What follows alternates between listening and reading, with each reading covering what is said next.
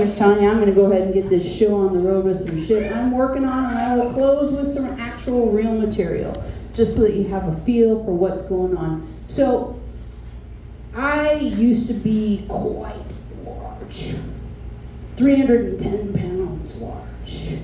To put that in perspective, my waist measurement and my height were identical. That's impressive. I look like a fucking weeble wobble with feet. And it's been a long journey. People are like, what did you do? Did you get the surgery? Did you take the drugs? No, I suffered for years. That's the trick. You just fucking suffer. And recently, as part of my 52nd birthday present to myself, I reached my high school weight. No. I have a lot of extra skin, and I have a lot of new drama. A lot of new terror. I was doing that, thing that ladies are supposed to do, check your titties, and I felt something. I felt something exactly like what they warned you about. It was very hard, it didn't move. I was like, oh fuck! This is how a bitch is gonna go out! My titties have turned traitor on me! They've turned into titty monsters, which sounds like a great porn, but it's not great in real life. So I booked my appointment, and I'm like, just fucking terrified, and I'm wearing that little paper gown, and the doctor paws at my boobies, which I've been single for a long time. I'm not gonna lie, I kind of liked it.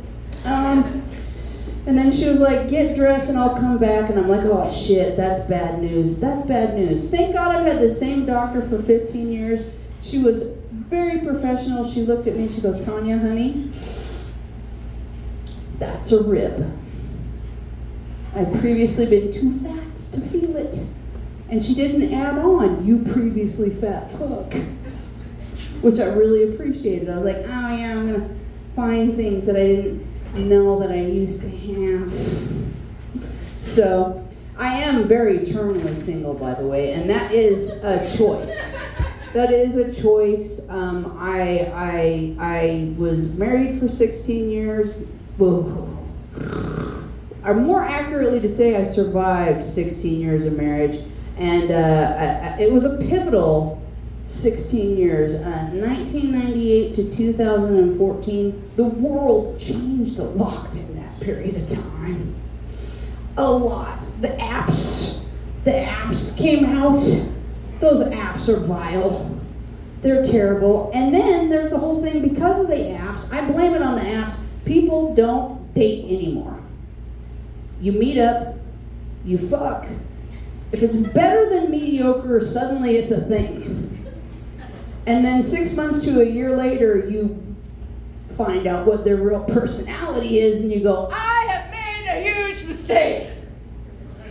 I'm trying to bring dating back single-handedly, and it is not going well. I have great skill at friend-zoning myself. Guys bitch about it. No, it happens to bitches too. You hang out with a guy, it's like, yeah, I would touch this one's dick, but by then you're a bud. You're a bud. And it's like, God damn it, I guess I'll go home and beat off. I had that fight with a guy recently. He's like, women don't beat off. I was like, you watch too much fucking porn. Because when we're on our own, motherfuckers, when you aren't watching, we go for shit.